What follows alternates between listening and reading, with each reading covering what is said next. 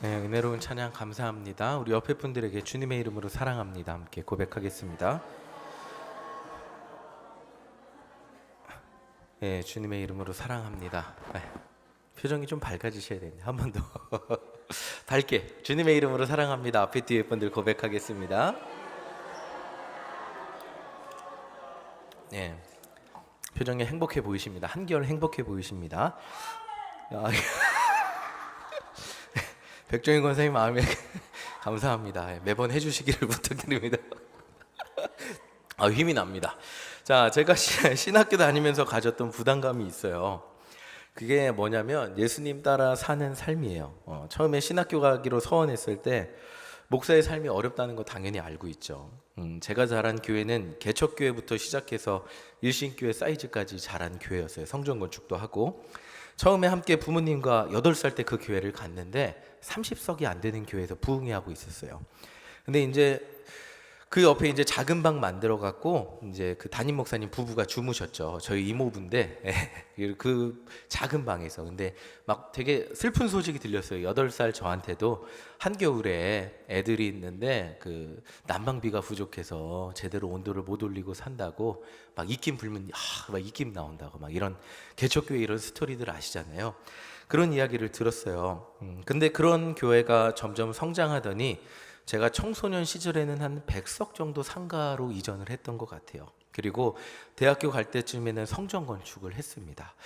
제가 보고 자란 것이 있기 때문에 저는 그냥 되게 교만하게 생각했어요. 열심히 해서 제가 서원에서 신학교 가면 하나님의 뜻이라면 하나님의 길이라면 어떤 고난이라도 견디겠습니다. 아프리카 저 오지 가서 말라리아도 감당하겠습니다. 이거보다는 그냥 목회 열심히 하다 보면 이 정도 규모 목회는 할 수 있겠지 하는 이런 굉장히 아니라고 교만한 생각을 하고 신학교를 갔죠.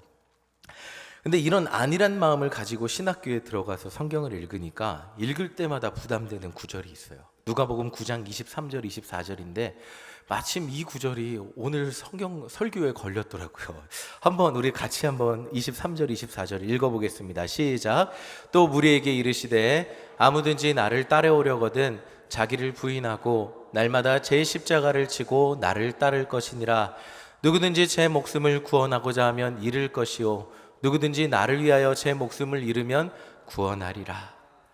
자, 이 말씀 읽어보면 그래 이 한 목숨 바쳐 나의 십자가를 지고 가야지 이런 생각이 들기보다는 이 십자가 무거울 텐데 나무 십자가 무거울 것 같지 않으세요? 무겁고 힘들지는 않을까? 내가 질 수 있을까? 이런 부담감이 있었습니다. 24절을 보면 자기 목숨 생각하지 않고 예수님 위에 산다면 그러면 자기 목숨을 건질 건데 자기 목숨 먼저 돌보면 잃게 될 것이라는 진지하고도 무거운 말씀이셨어요.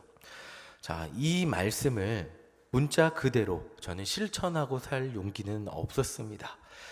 그러니까 사실 제가 처음에 신학을 시작했을 때는 그냥 기도하는데 자꾸 하나님 신학교 가라 그러니까 그냥 해야 하나 보다 하고 갔던 것 같습니다. 뭐가 뭔지도 모르고 그냥 열심히 살면 제 또래 그 많은 신학생들이 우리나라 한국교회가 이제 성장한 다음 신학교를 갔기 때문에 내가 열심히 하면 어느 정도 이상 교회 목사님이 돼야지 하는 비전을 많이 갖고 옵니다. 저도 이와 마찬가지로 그냥 열심히 하면 적당한 교회 담임 목사님은 될 수 있겠지 하는 이런 열정 없는 신학생이었습니다.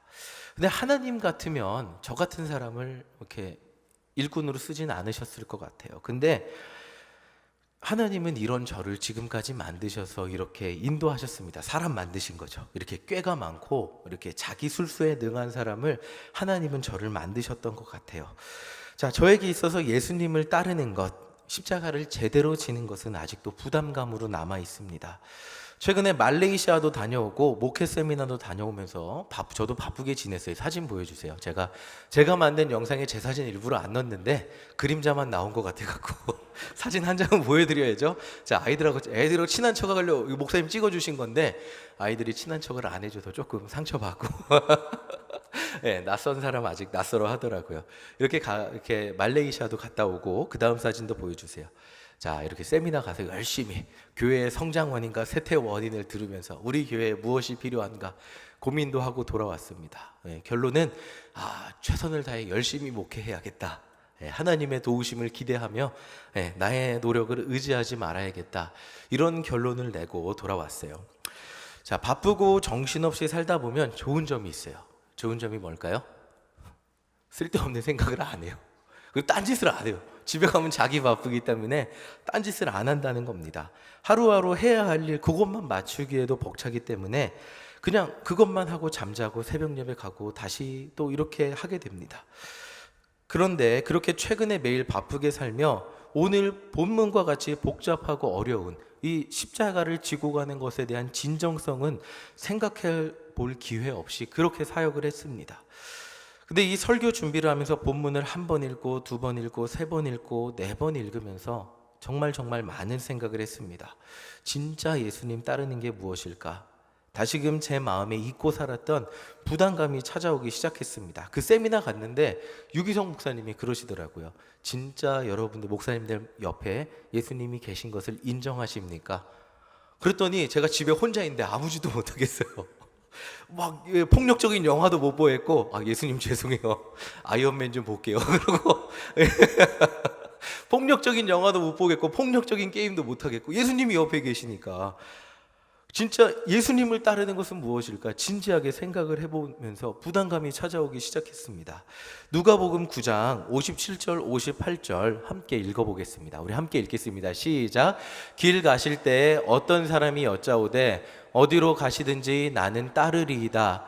예수께서 이르시되 여우도 굴이 있고 공중에 새도 집이 있으되 인자는 머리 둘 곳이 없도다 하시고, 자, 예수님이 이제 십자가에 못 박혀야 될 때를 아신 거예요. 그래서 갈릴리에서 예루살렘까지 걸어가시는데 그 과정에 사마리아를 통과하시게 되었습니다. 근데 이제 어떤 사람이 이렇게 말한 거예요. 예수님, 당신이 어디로 가시든지 난 따라가겠습니다. 그랬더니 예수님 대뜸 한 말이 뭔지, 야, 나 따라오려면 머리 둘 곳 없어야 돼. 그래도 따라올래? 나 따라오려면 힘든 거 각오해야 돼. 그래도 따라올래? 이렇게 말씀을 하시는 거예요. 자, 사실 이 말씀이 맞죠. 예수님은 지금 어딘가로 가서 정착해서 정치적 세력을 만들러 가시는 거 아니잖아요. 예수님은 지금 십자가에 달려 죽으러 가시는 거예요. 그러니까 예수님이 다 예수님 위해서 목숨 바칠 것 같았던 사람이 십자가에서 죽으시니까 다 도망갔잖아요. 자, 예수님의 대답이 마치 저에게 말씀하시는 것 같았어요. 너 머리 둘 곳도 없는 나를 따를 수 있겠니? 라고 물어보시는 것 같았어요. 자, 누가복음 9장 59절 60절 또 한번 읽어보겠습니다. 우리 함께 읽겠습니다. 시작. 또 다른 사람에게 나를 따르라 하시니 그가 이르되 나로 먼저 가서 내 아버지를 장사하게 허락하옵소서. 이르시되 죽은 자들로 자기의 죽은 자들을 장사하게 하고 너는 가서 하나님의 나라를 전파라 하시고. 자, 예수님은 또 다른 사람, 이번에는 이 사람이 예수님 따른다고 고백했습니다. 예수님이 따르라 그랬죠. 이번에는 예수님이 따르라 그러니까 이 사람이 뭐라 그러죠? 되게 중요한 거예요. 아버지 장사하고 올게요. 되게 중요한 거잖아요. 근데 이 장례의식이 제가 찾아봤어요. 유대인의 장례의식 찾아보니까 3일장 5일장 끝나고 오는 게 아니고 아버지를 굴에 매장한 후 7일을 애도한다고 합니다. 1년은 이발하지 않고 축제와 같이 흥겹고 음악이 있는 모든 모임에 참석하지 않는다고 해요. 이거를 장사의 모든 기간이라고 포함하는데 아마도 장사하고 온다는 말은 이 기간을 다 포함한다는 말일 거예요. 예수님 부르시니까 나 따를게요. 근데 저는 아들이에요. 아들의 도리는 다 해야죠. 1년만 기다려주세요. 1년 후에 따라갈게요. 자, 이 사람에게는 부담스럽고 힘든 예수님의 길을 다음에 따라갈 적절한 이유가 있었습니다. 어떻게 보면 이게 핑계일 수도 있었겠죠. 그런데 예수님은 예루살렘으로 가시는 길이었어요. 예수님께 1년의 시간도 남아있지 않았어요. 자, 예수님께서는 이렇게 좋은 이유 앞에서 이렇게 대답을 하시죠. 60절 우리 함께 읽어보겠습니다. 시작. 이르시되 죽은 자들로 자기의 죽은 자들을 장사하게 하고 너는 가서 하나님의 나라를 전파하라 하시고. 자, 이 말씀은 인간의 도리를 하지 말라는 말씀이 아니죠. 다 알고 계시죠? 자녀의 도리를 하지 말라는 말도 아니죠. 그리스도인의 우선순위를 얘기하죠. 죽은 자를 위해서 슬퍼하지 말고 너는 가서 살아있는 자들이 죽지 못하도록 하나님의 나라를 선포하라는 말씀이에요. 그리고 이제 다른 사람, 또 한 사람이 예수님을 따르겠다고 말씀하세요. 9장 61절 우리 함께 읽어보겠습니다. 시작. 또 다른 사람이 이르되 주여 내가 주를 따르겠나이다마는 나로 먼저 내 가족을 작별하게 허락하소서. 전 예수님 따르겠습니다. 이번 사람이 이렇게 얘기해요. 예수님 따를게요. 근데 가족에게 마지막 인사는 하고 올게요. 잠깐만 기다려 주세요 라고 말을 합니다. 그러니까 예수님 뭐라고 말하죠? 야 그래 기다려 줄게, 빨리 갔다 와 라고 말씀하셨을까요? 62절 함께 보겠습니다. 어떻게 대답하셨는지 함께 읽겠습니다. 시작. 예수께서 이르시되 손에 쟁기를 잡고 뒤를 돌아보는 자는 하나님 나라에 합당하지 아니하니라 하시니라. 자, 예수님과 가족인 작별, 예수님은 가족과 작별 인사하고 온다는 그 사람에게 쟁기를 잡고 뒤를 돌아본다. 그러니까 뭐 농사 지을 걱정을 하면서 뒤를 돌아본다고 이야기를 하십니다. 이 말을 다르게 하면 삶에 미련이 남아있다라고 표현할 수 있겠죠. 사실 이 부분이 정확히 이해가 되지 않았어요. 보통 사람이 예수님 따라 살면서 모든 것을 다 버리고 예수님만 따르는 것이, 보통 우리 같은 사람이 예수님만 따르는 것이 대체 무엇일까? 라는 것이 정확히 이해가 되지 않았어요. 왜냐하면 우리 세상에서 살아야 되잖아요. 살아야 되는데 쟁기를 놓고 예수님만 따르라는 말인가? 그래서 제가 여러 성경을 읽다가 유진 피터슨이 쓴 메시지 성경을 보았습니다. 이 성경은 의역을 많이 해서 원래 원문에 충실하지 않다는 평을 듣기도 하지만 그래도 최대한 현대인의 사람이 가장 이해하기 쉽게 번역했다는 성경이거든요. 한번 62절 다 같이 한번 읽어보겠습니다. 시작. 머뭇거리지 마라. 뒤돌아보지도 마라. 하나님 나라를 내일로 미룰 수 없다. 오늘 기회를 잡아라. 예수님이 부르실 때는 오늘이라는 거예요. 이 이유도 있고 저 이유도 있지만 예수님이 부르시는 것은 바로 오늘 여러분 이 시간 이 자리에서 부르고 계신다는 거예요. 너희들 삶을 위해서 할 일이 정말 많고 가족도 뒤로 할 수 없고 가족을 위해서 챙길 것들도 많지만 그것에 붙잡히지도 말고 매이지도 말고 아무리 바빠도 오늘 예수님을 따르며 살라고 말씀하고 계신 거예요. 자, 저는 이 말씀이 이해가 될 듯 말 듯 하지 않으세요? 추상적으로 설명할 수는 있는데 이게 이렇게 좀 뜬구름 잡는 것 정도만 설명을 마칠 수는 없기에 현실적으로 제가 생각을 해봤습니다. 지난주 제가 말레이시아도 다녀오고 이번 주 월화 세미나도 다녀왔어요. 말레이시아 정말 은혜를 많이 받고 세미나에서도 많은 걸 배울 수 있었습니다. 무엇보다도 계속 하나님께서 저에게 반복적으로 들려주시는 게 초심, 진정성, 타협하지 않는 이런 거에 대한 말씀을 계속 들려주셨어요. 어떤 일을 하는 똑같은 일을 해도 똑같이 전도를 해도 제 안에 동기가 중요한 거예요. 영혼을 사랑하고 영혼을 구원하고 싶은 동기와 목사니까 앞에 나가서 어쩔 수 없이 전도하는 것과는 굉장히 똑같은 모습인데 다를 수 있다는 도전을 계속 저에게 주시는 거예요. 아무리 좋은 것으로 포장해도 성령님이 인도하시고 원하시는 것이 아닌 잘 포장해도 제 욕심을 이루고 싶은 거를 한다면 그것은 하나님이 원하시지 않는 것이라는 그 생각을 선교를 통해서도 들려주시고 세미나를 통해서도 들려주셨습니다. 자, 이렇게 많이 깨닫고 왔어요. 근데 문제는 외부로 다녀오니까 제가 할 일이 쭉 밀려 있잖아요. 그러니까 막 하다 보니까 이것저것 막 미스도 많이 나고 틀리기도 많이 했습니다. 화요일도 제가 세미나를 다녀오고 신방을 두 곳에 다녀오니까 한 밤 9시 좀 넘었던 것 같아요. 그리고 수요일도 오전에 신방 다녀오고 오후에 잠깐 일하고 저녁 예배 드리고 유치원 협력사역위원회 마치니까 9시가 넘었어요. 다행히 목요일 하루는 제가 조금 시간이 돼서 저녁에 설교 준비를 했습니다. 근데 이 금요일 오전에 유초등부 컴퓨터가 고장이 나서 구입을 했거든요. 그랬더니 샀는데 초기 불량이더라고요. 저 처음 봤어요. 노트북 초기 불량이 나서 어쩔 수 없이 주일날 써야 되니까 AS 센터까지 저 반포까지 가갖고 맡겼는데 오늘 안 되세요. 다음 주에 연락 올 거예요. 그래갖고 또 터덜터덜 와갖고 전도하고 전도 마치고 조금 쉬었다가 목사님과 속초를 젊은 이브 수련회 다녀왔습니다. 다녀오니까 새벽 2시더라고요. 그렇게 그리고 그 다음날 아침에 일어나서 직원회의하고 탁구대회 갔다가 또 교회 일 조금 하고 또 유초등부 직원 식사가 직원이래요. 선생님들 식사 회식이 있어서 이수역까지 지하철 타고 갔다 오니까 9시 반이더라고요. 한 주가 어떻게 지난지 모르겠었는데 어쨌든 집에 와서 이제 씻고 설교 준비를 시작했습니다. 유초등부 설교도 준비해야 되고 오늘 설교도 준비를 막 해야 되니까 하는데 몸이 하다가 제가 딱 그렇게 잠이 들어버렸어요. 그래서 새벽에 일어나 갖고 눈을 떠서 설교 준비를 했습니다. 막 부랴부랴 이제 눈이 안 떠지니까 샤워부터 한 다음에 막 설교 준비를 해서 유초등부는 보냈어요. 그리고 주일 이제 이 설교는 마무리를 못한 채 출근을 했습니다. 제가 주일 오후에 설교가 아무리 바빠도 오후 설교를 마무리 못한 적은 딱 한 번밖에 없습니다. 근데 오늘은 마무리를 못했어요. 그리고 가장 많이 마무리가 안 된 날이었어요.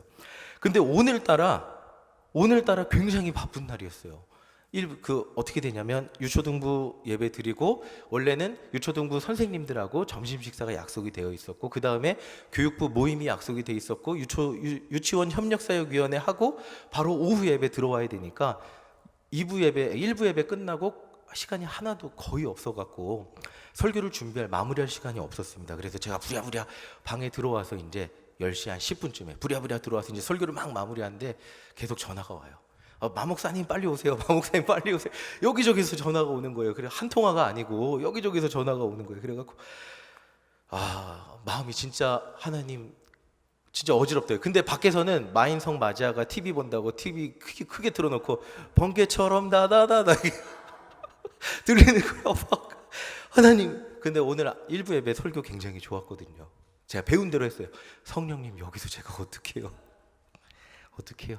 기도를 했어요. 그랬더니 자 올라가서 네가 필요한 거를 다 해라. 그래서 이제 한 3분이 기다리시더라고요. 그래서 쫙쫙쫙쫙 하고 다시 여기 찬양팀 여기 주일 2부 찬양팀하고 오늘은 10시 58분에 찬양이 끝났어요. 준비 찬양이. 그래서 부랴부랴 뛰어 올라가고 유초등부 설교하고 45분에 설교를 마치고 선생님들 이제 유초등부 선생님들한테 진짜 미안하다고 오늘 설교 준비가 마무리 안 돼서 다음에 밥 먹으러 가자고 그리고 설교 준비를 팍 하다 보니까 1시 5분이 됐어요. 전화 오는 것도 모르고 그래갖고 교육부 모임도 캔슬이 됐어요. 제가 뭐 시간이 안 됐으니 어떻게 몰랐으니까 그렇게 하고 또 딱 여유 시간이 있네. 그럼 빨리 이거저거 해야지 그랬는데 여러분들 기도해드리라는 말로 설명을 드릴게요. 정기 권사님이 응급실을 갑자기 가야 된다고 또 그래갖고 또 정기 권사님 구급차 불러보고 택시 불러보고 이러고 목사님 기도해 주셔서 같이 있다가 유치원 협력사역위원회 갔습니다. 그리고 유치원 협력사역위원회도 오늘따라 2시 34, 5분에 끝나갖고 부랴부랴 여기 뛰어와서 찬양 연습 부랴부랴 하고 이 자리에 쓴 거예요. 그러면서 제가 예배 전에 계속 기도를 했어요. 하나님 왜 오늘은 원래 아니래요. 원래 이 정도까지 바쁜 게 아니니까 말씀을 드리는 거예요. 원래 아니래요. 조금 설교 부족해도 마무리할 시간이 있고 조금 시간이 여유 틈이 있는데 오늘 하나님 하필 이 설교하는데 왜 저에게 이렇게 시간 틈을 하나도 안 주십니까? 기도를 했어요. 왜 이렇게 틈을 안 주십니까? 기도를 하는데 제 마음에 깨달은 게 있어요. 야, 너의 우선순위가 무엇이냐라고 물어보시는 거예요. 여러 가지 정말 바빠요. 일주일 동안 살아가는 동안 정말 바빠요. 근데 너가 우선순위를 어디에 두고 살았냐? 마지막에 막 몰려올 때 감당할 수 있겠냐? 이런 마음을 두시는 거예요. 여러분들 우선순위를 두고 살지 않다 보면 어느 순간 우리의 신앙생활은 무뎌져서 다른 삶의 문제들이 한 번에 닥쳐올 때 감당할 수 없게 되는 것처럼 저도 마찬가지인 거예요. 금요일, 토요일이 다가오니까 설교 준비가 안 된 채로 막 몰려오고 삶에 이 바쁜 것들이 몰려오니까 어떻게 감당할 수 없는 상황들이 오게 되더라고요. 자, 물론 계속 바쁘다는 핑계도 있었지만 제가 미리미리 더 빨리 설교 준비를 했어야 된다는 그런 깨달음을 마음을 얻게 되었습니다. 자, 이 상황을 겪으면서 기도하다 보니까 예수님을 따르는 것 진짜 절박한 것이 무엇인지 여기서 설교 빵꾸 나면 안 되잖아요. 그렇죠? 근데 저는 12시 55분까지 빵꾸 날 뻔했어요. 막 써갖고 막 했고 마무리해갖고 PPT 올리고 팍 보내고 딱 보니까 또 1시 5분이었어요. 진짜 절박한 것이 무엇인지 그 구절의 말씀이 가슴에 닿으며 이해가 됐어요. 이게 가슴에 닿으며 이해가 됐어요. 61절 다시 한번 볼게요.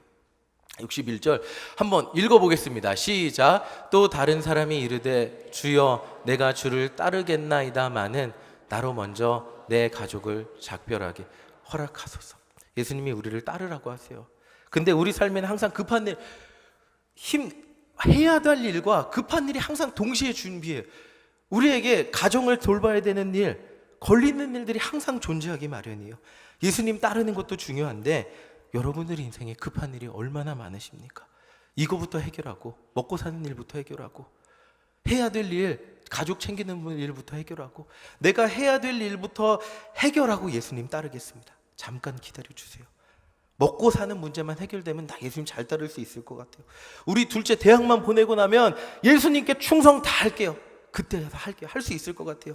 우리 남편만 조금만 해결되면 나 예수님 최선을 다해 섬길 수 있어요.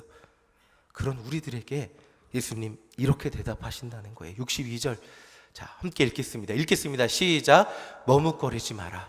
뒤돌아보지도 마라. 하나님 나라를 내일로 미룰 수 없다. 오늘 기회를 잡아라. 너희들 내일은 급한 일 없을 줄 아니? 내일은 나를 따르는데 방해되는 일이 없을 줄 아니? 오늘 나를 따라오지 않으면 내일 급한 일이 해결돼도 다른 일 때문에 또 나를 따라오지 못할 거야. 지금 마음에 걸리는 일이 있어도 그거 내려놓고 예수님을 따라가야 한다고 말씀하고 계신 거예요. 자, 결국에는 삶에서 예수님을 따르는 우선순위의 문제예요. 제 삶이 아무리 바빠도 이러다 설교 이 상황을 제가 오늘 1시 12시 55분에 맞이할 상황을 지금까지는 그렇게 위기 상황을 맞아보지 않았으니까 조금 더 미뤘다가 지금 눈앞에 있는 일 이런 것 하고 설교 준비 나중에 하고 그래도 해결될 거야 라고 안일하게 생각했기 때문에 그런 순간을 맞이한 거거든요. 우선순위의 문제인 거예요. 지금 내가 예수님 온전히 따르지 않으면 여러분들 10년 후에 예수님 온전히 따를 수 있을 것 같습니까? 안 된다는 거예요. 예수님을 따르려고 보니 그 전에 가족이 걸리죠. 먹고 사는 문제도 걸리죠. 자녀도 걸리죠. 수많은 일들이 걸려서 예수님이 우선되지 못하죠. 중요한 것은 여러분들 먹고 살지 말란 얘기도 아니고 지금 가진 것 모두 다 팔아서 교회에 바치고 교회 일만 하라는 것도 아니에요. 자녀를 챙기지 말라는 것도 아니에요. 여러분들 삶을 살아가면서 어디에 우선순위를 두고 살아게 하시느냐는 거예요. 살다 보면 아프고 바빠서 직장 때문에 주일 빠질 수 있죠. 회사 때문에 당연히 빠질 수 있죠. 근데 오늘 우리는 예수님을 따른다고 하는 사람들, 이렇게 성경에 나온 사람들처럼 예수님 부모님 챙기는 거 당연하니까 챙기고 올게요. 가족한테 인사하고 오는 거니까 당연하니까 인사하고 올게요. 그 다음에 예수님 따를게요. 그런 마음처럼 당연하게 먹고 사는 게 어쩔 수 없잖아요. 예수님 빠질게요. 가족 챙기는 거 어쩔 수 없잖아요. 예수님 빠질게요.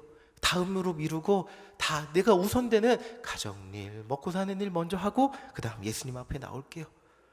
이것이 아니라 빠지게 된다 할지라도 예수님 따르기 위해서 주일 빠지지 않기 위해서 애통해하며 간절히 기도하며 하나님 설교 이거 완성 못 되면 어떡해요?